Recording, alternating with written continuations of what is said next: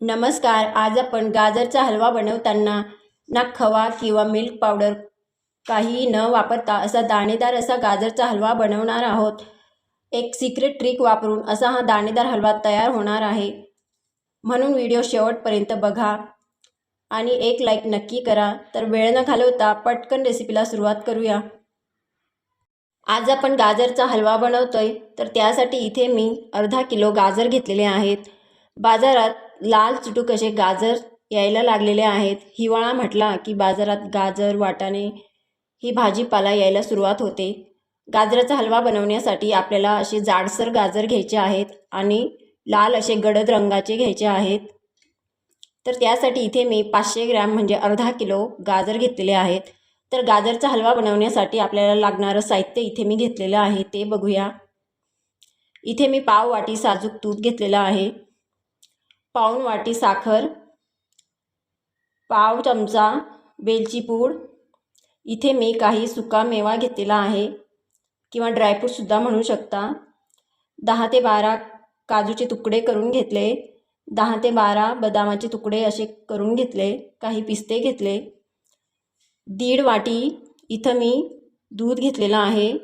या वाटीच्या प्रमाणात इथं 1.5 वाटी दूध घेतलेलं आहे. आज आपण गाजरचा हलवा बनवत असताना मिल्क पावडर किंवा खव्याचा वापर न करता एक सिक्रेट ट्रिक वापरून दाणेदार असा गाजरचा हलवा कसा बनवायचा ते बघणार आहोत. तर तुम्ही व्हिडिओ शेवटपर्यंत पहा, व्हिडिओ कुठेही स्किप करू नका. आता सगळ्यात आधी आपण हे गाजराची साल काढून घेऊया. इथे मी गाजराचा पुढचा आणि पाठीमागचा भाग कट करून घेतलेला आहे. आता आपल्याला या गाजराची वरची साल अशी शॉर्पनरने किसून घ्यायची आहे किंवा काढून घ्यायची आहे. इथे मी सर्व गाजरांची अशी साल काढून घेतलेली आहे. आता आपण या किसणीने हे गाजर किसून घेऊया.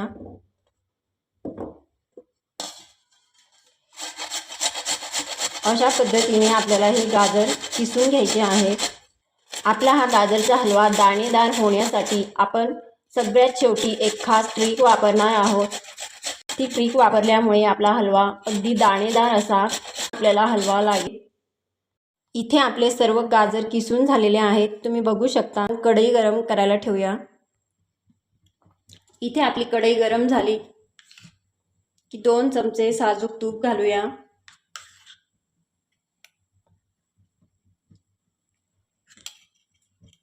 उरलेलं तूप आपल्याला नंतर लागणार आहे, त्यासाठी आपण हे बाजूला ठेवूया. आता तूप छान कडकडीत असं गरम झालं की आपण हा किसलेला गाजर घालूया. तुम्ही गाजराचा हलवा कुकरमध्ये सुद्धा करू शकता. कुकरच्या 2 शिट्ट्या करून हलवा आपण करू शकतो. परंतु कुकरमध्ये हलवा बनवण्यासाठी जेवढा वेळ लागतो तेवढाच वेळ कढईत हलवा बनवण्यासाठी लागतो.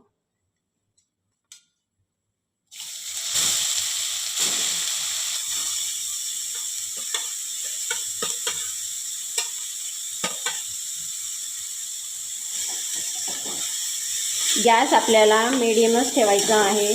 आपल्याला हे गाजर तुपामध्ये सतत असं हलवत एक 5 ते 6 मिनटं मीडियम गॅसवर असं परतून घ्यायचं आहे.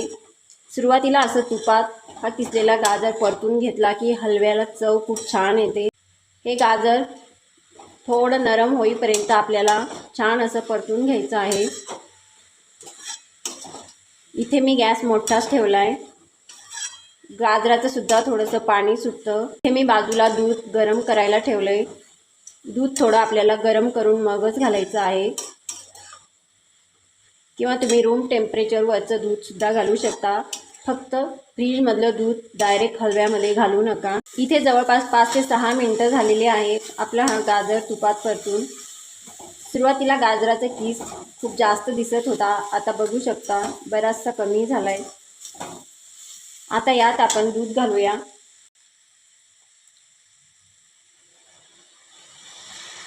हलवा बनवण्यासाठी आपण खवा किंवा मिल्क पावडर कुठलाही वापर करत नाही, म्हणून दूध थोडं आपल्याला जास्त घालायचं आहे.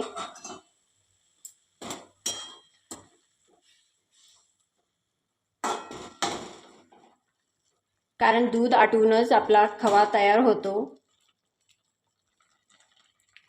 इथे मला दुधाचं प्रमाण थोडं कमी वाटतंय, म्हणून मी अर्धी वाटी परत दूध घालते.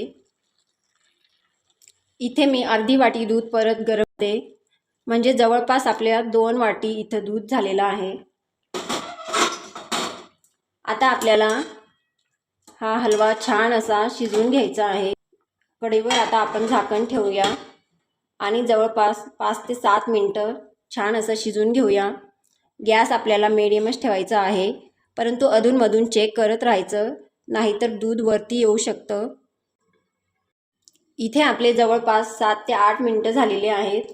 आता आपण झाकण काढून बघूया। इथे आपलं दूध बरंचसं आटत आलेलं आहे। दूध घातल्यावर आपल्या गाजराचा हलव्याचा रंग थोडा बदलतो। इथे आपला हलवा बराचसा शिजत आलेला आहे। इथे मी थोडं मॅशरने असं मॅश करून घेते।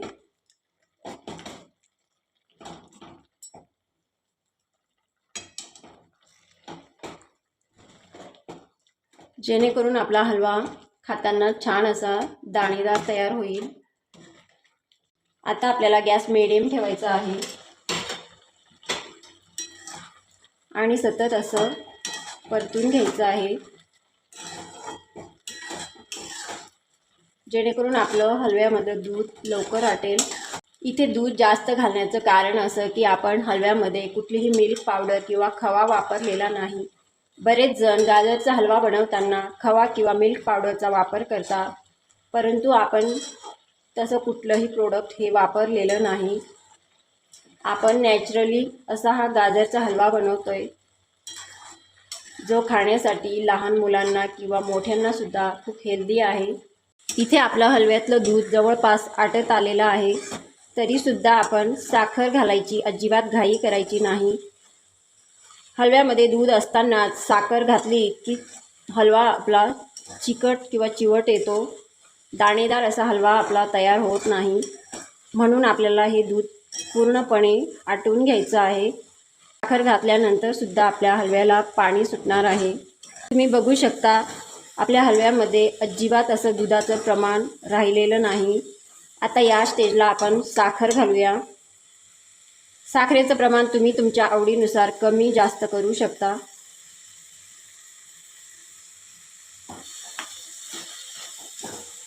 साखर घालून परत एकदा 2 ते 3 मिनिटं छान असा परतून घेऊया। साखर घातल्यावर तुम्ही बघू शकता परत आपला हलवा सैलसर झाला, म्हणजे साखरेचं पाणी सुटलंय त्याला। हे साखरेचं पाणी आटेपर्यंत छान असं परतून घेऊया।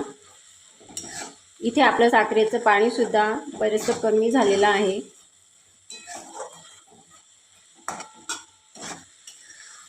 थोडा रसरशीतच असा हलवा छान लागतो, कारण गार झाल्यावर अजून घट्ट होतो हलवा। आपल्या हलव्याचा रंग बघा किती सुंदर आलेला आहे। आपण कुठलाही वरून कलर सुद्धा वापरलेला नाही, तरी सुद्धा खूप छान असा कलर आलेला आहे। आता सगळ्यात शेवटी इथे मी ड्रायफ्रूट्स घालते।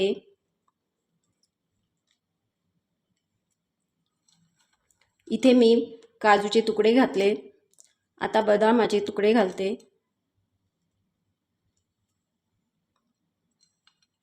ड्रायफ्रूट्स तुम्ही तुमच्या आवडीनुसार कमी अधिक करू शकता। आता सगळ्यात शेवटची ट्रिक म्हणजे आपला हलवा दाणेदार होण्यासाठी इथे मी कडकडीत असं तूप गरम करून घेतलंय आणि या काजू आणि बदामाच्या कापांवर घालते, जेणेकरून ते सुद्धा छान असे तळले जातील।